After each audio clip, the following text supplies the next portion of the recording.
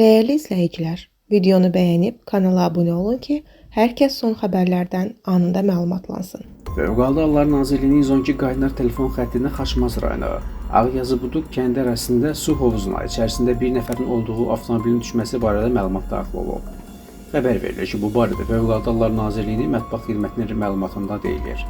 Məlumat əlaqədar dərhal hadisə yerinə Fövqəladə Hallar Nazirliyinin kiçik həcmli gəmilərə nəzarət və sularda xilasetmə dövlət xidmətinin dalğıçları cəlb olunub.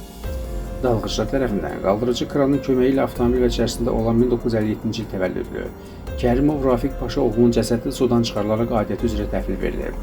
Hadisə ilə əlaqədar müvafiq qurumlar tərəfindən araşdırma aparılır.